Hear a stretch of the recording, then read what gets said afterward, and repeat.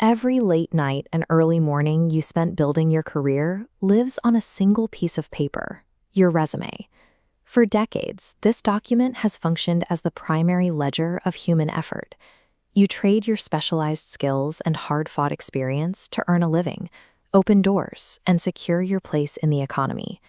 But the hours you poured into climbing the corporate ladder lose their value when a machine learns to execute the exact same tasks. And artificial intelligence operates around the clock, perfectly recalling every detail of the subjects you paid thousands of dollars to study in college. Tech companies are racing toward a final development milestone known as artificial general intelligence, or AGI. Their stated objective is to build a digital mind that can outperform humans at all economically valuable work. If a piece of software can accomplish the work of a junior associate or entry-level employee for a fraction of the cost, the underlying math of the workforce flips. A human employee is no longer a valuable corporate asset. They become an unnecessary financial liability. OpenAI CEO Sam Altman tells a highly optimistic story about this future.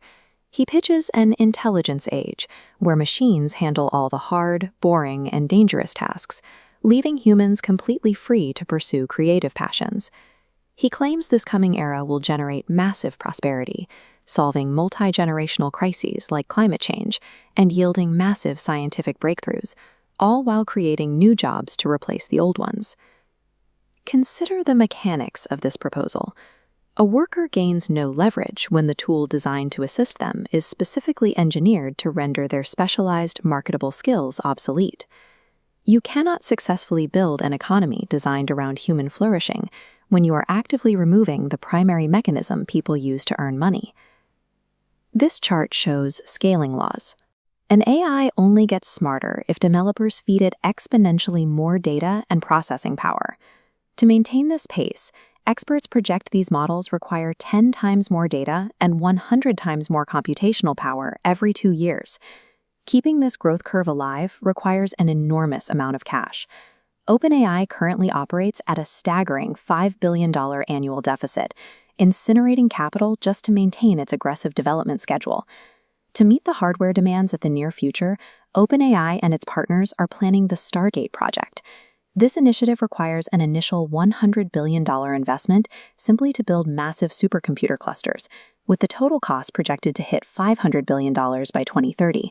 The company's technological progress relies on an extreme financial gamble.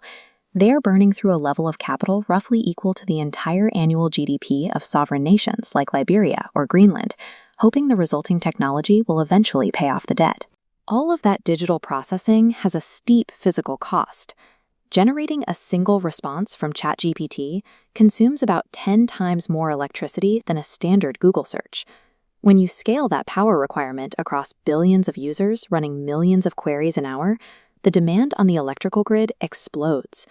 Some semiconductor executives project that AI data centers could consume 25% of the entire US power supply within 5 years. Securing this massive amount of power has forced tech giants into extreme infrastructural measures. Microsoft is actively attempting to restart defunct nuclear reactors, like the facilities at 3 Mile Island, just to ensure their data centers stay online. The infrastructure also requires millions of miles of high-voltage cables and massive electrical transformers.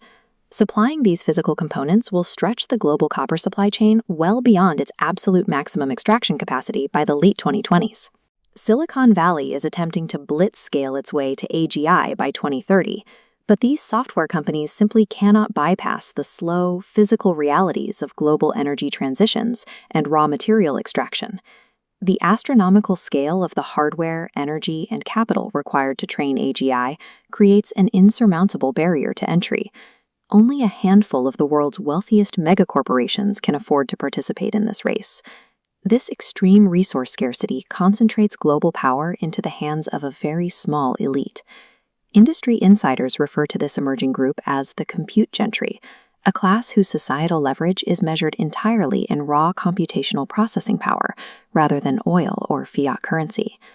In the business landscape they are building, any independent company wanting to offer a digital service or automate a task will have no choice but to rent its intelligence directly from these specific infrastructure owners. When Huron labor is entirely automated, Whoever owns the hardware infrastructure effectively owns the economic output of the entire human race. To address the threat of widespread automation, tech leaders frequently propose a universal basic income. The idea is that once machines take over the workforce, governments will simply issue a standard survival check to every displaced human worker. The arithmetic of this promise fails at the government level. Democratic states rely on the steady flow of payroll and income taxes from millions of working citizens.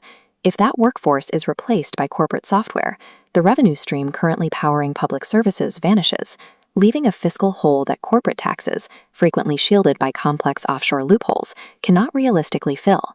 Without a government safety net, citizens will be forced to look elsewhere for their survival. They will become entirely dependent on the specific for-profit corporation that built the algorithm that originally replaced them. This economic structure is known as algorithmic feudalism. When the public is permanently stripped of its ability to earn an independent living, they lose their democratic agency and become subjects to the corporations keeping them fed. The tech industry is spending billions to lay miles of copper wire, construct massive supercomputers, and restart dormant nuclear reactors. They aren't building this massive infrastructure to create a utopia for the working class. They are funding a highly expensive mechanism